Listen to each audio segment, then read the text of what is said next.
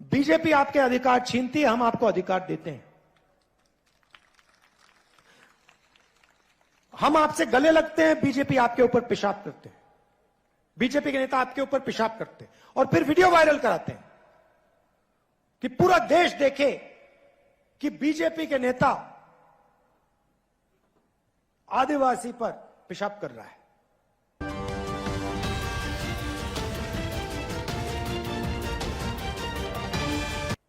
कुछ दिन पहले नरेंद्र मोदी जी ने बहुत अच्छी बात बोली, मैंने पहली बार सुनी है। हर भाषण में कहते हैं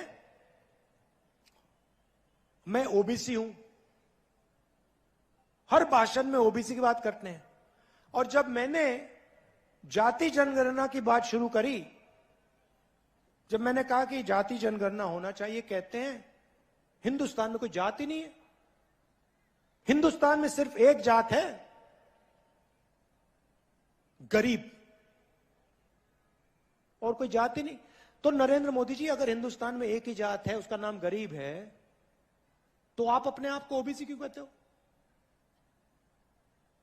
और अगर एक जात गरीब है तो अमीर कौन है? अमीर में कोई जाति नहीं है, सिर्फ एक जात है हिंदुस्तान में, वो है गरीब। आपने चुनाव जीत लिया, रोज हवाई जहाज में उड़ते हो, करोड़ों रुपए के सूट पहनते हो, हर रोज नया सूट पहनते हैं मोदी जी। आपने कभी देखा है नरेंद्र मोदी जी को 2 बार एक कपड़ा पहनते हुए? कभी देखा आपने कि मोदी जी ने एक कपड़ा 2 दिन के लिए पहन लिया? कभी देखा? एक दिन में 3, 4, 5 कपड़े पहनते हैं मोदी जी। तो आपने चुनाव जीत लिया, करोड़ों के सूट पहन रहे हो, मगर जब ओबीसी को आपकी जरूरत पड़ी, ओबीसी युवाओं को आपकी जरूरत पड़ी जाति जनगणना कराने में, तो आप कहते हो एक ही जात है, गरीब, ओबीसी तो है ही नहीं। इसलिए मैं चाहता हूं, और ये ओबीसी के जो युवा हैं, आदिवासी युवा हैं, आप इस बात को उठाइए, ये आपके भविष्य की बात है। इसलिए मैं चाहता हूं कि जाति जनगणना हो, सबको पता लग जाएगा कि देश में आदिवासी कितने हैं, दलित कितने हैं, पिछड़े कितने हैं, जनरल कितने हैं, सबको पता लग जाएगा। एक बार सबके आंकड़े हमारे सामने आ जाएंगे,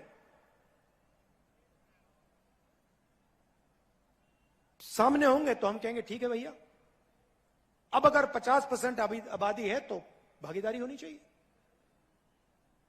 90 में से 3 अफसर काम होने वाला नहीं है, इसको हमें बदलना पड़ेगा।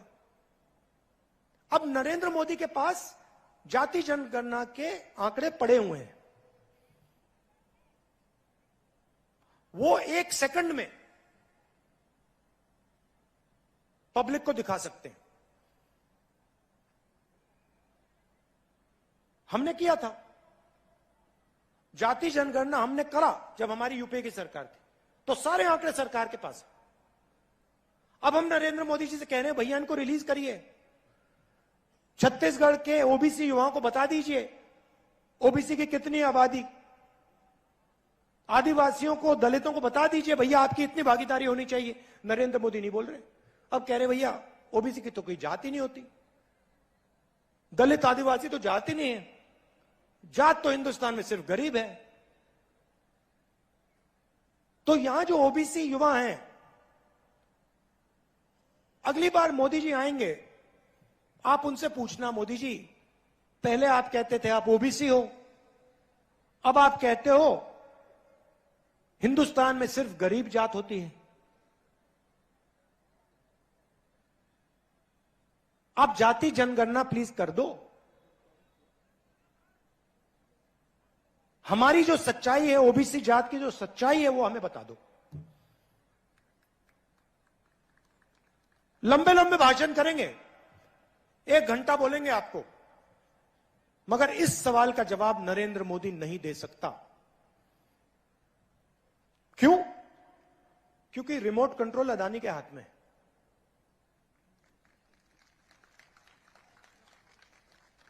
सरकार को अदानी चला रहा है।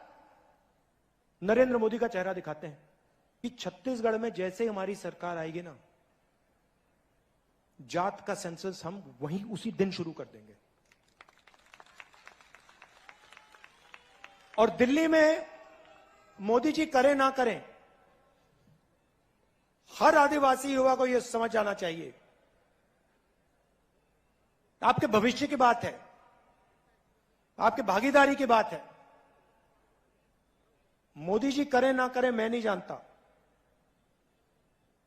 दिल्ली में कांग्रेस पार्टी की इंडिया की सरकार आएगी, पहला काम जाति जनगणना हो जाएगा, खत्म हो जाएगा। और जो आंकड़े हैं उनको हम रिलीज करके आपके सामने रख देंगे। और एक नई कहानी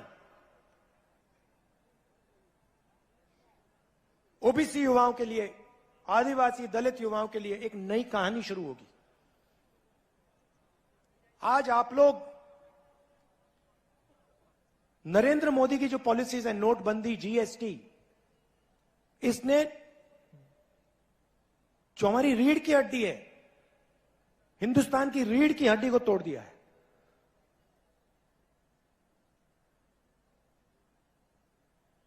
युवाओं को रोजगार नहीं मिल सकता नरेंद्र मोदी की सरकार में, आप सब जानते हो। तो रोजगार देने का पहला कदम जाति जनगणना। किसके पास कितना धन है,